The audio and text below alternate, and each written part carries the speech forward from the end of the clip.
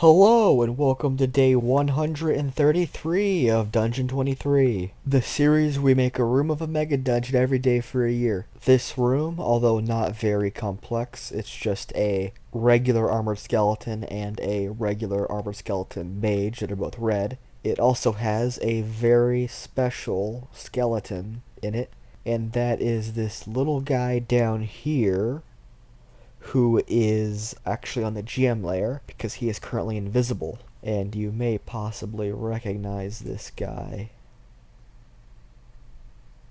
from somewhere. And if you don't, it might become more clear once we check out his character sheet. So here we have the Skeleton Spy. Obviously heavily inspired by the spy from Team Fortress 2, a game I very much enjoyed for a long time until I stopped playing it for a while, and then when I replayed it again, they changed all my favorite weapons, so I don't play it anymore, although I really wish I did. Anyway, the important thing is that this guy is a blue skeleton who has infiltrated the red skeleton's trenches, and he's just kind of stalking them, ready to strike. And looking at his stats, he is not heavily armored like the other skeletons because he's obviously a spy. He's stealthy, he's evasive, he's sneaky. He's not very buff and resilient damage-wise. He's not very well armored. He just wears a tattered suit that's blue in this case for a AC of 13 because his dex is a bit higher. This guy has 12 HP on average for the most part. It's 3d6 plus 3 for his health. And he is a bit faster than most usual skeletons because he has to be sneaky and moving quickly. Because he gets a lot of his abilities from like the rogue. And we'll see what I mean in a second. Now, he is not very strong. -1 to strength, which is pretty par for the course of skeletons. A +1 to his dex from usual, so he's a 13 for dex. A +1 for con. A -1 for intelligence, a -1 for wisdom, and a -2 for charisma.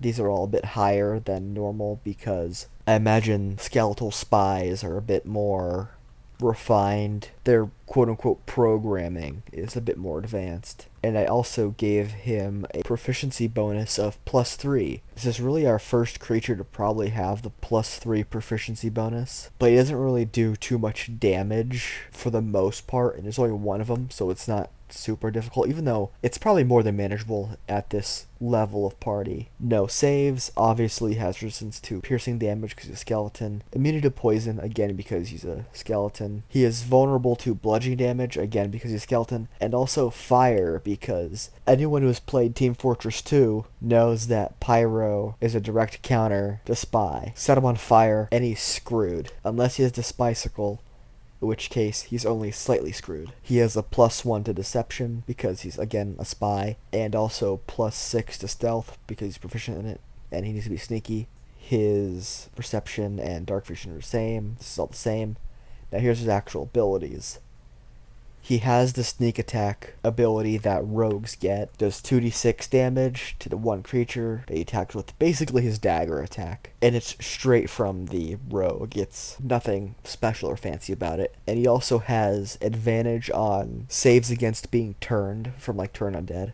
Now for his actions, and he also has a bonus action which we'll get to. But again, dagger, just a basic melee attack, +6 to hit because of his proficiency. Reach of 5 feet, obviously. One target, obviously. And a d4 +3 because of his modifier. Piercing damage, obviously. So, assuming he has advantage, that's about 11 damage on average. So, it's nothing to sneeze at. It's pretty, do a lot of damage if he is in a good position. Especially considering how, if he has advantage, there's a chance of him getting a crit more likely. As opposed to a 1 in 20 chance. There's a 1 in 10 chance. So, this guy's a pretty intense damage output, which again matches with Spy. He could do the highest damage of any character in the game. It's just that he gets bodied so easily by so many other classes. Like, the amount of times I've accidentally killed spies is probably more than times I've intentionally killed them. And I was a pyro main. You know how many times I blew up a spy because I was trying to detonator jump? or because I whiffed a scorch shot and there happened to be a spy in the area. And I distinctly remember killing a spy with a random crit because I was just spamming the power jack while running to the front lines. Maybe I gave this guy too much health. I don't know. Anyway, so basic attack, nothing too out there. But he wouldn't be the spy if he can't disguise. His actions just disguise self, and the skeleton spy covers itself and anything it's wearing or carrying with a magical illusion that makes it look like another creature of its general size and humanoid shape. Basically any humanoid creature it's seen or knows about. The illusion ends if the skeleton spy uses a bonus action to end it. It takes fire damage because, again, setting him on fire reveals him to be disguised. It makes an attack, which that's how it works in the game, and also just how disguise self and other illusory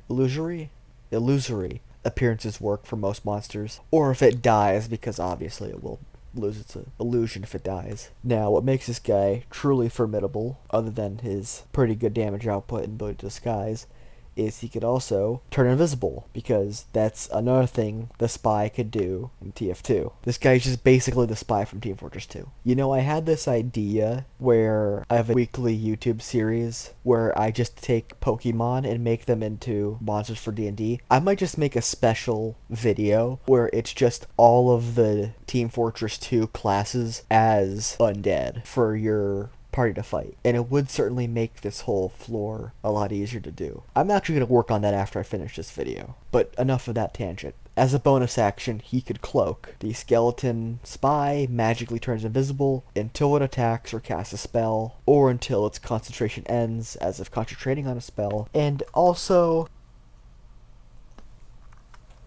just to do a little quick addendum here, or if it takes fire damage, because setting him on fire always reveals him. This guy could do a lot of damage. He's very hard to hit. He could easily evade the party, but if someone does a firebolt, he's screwed.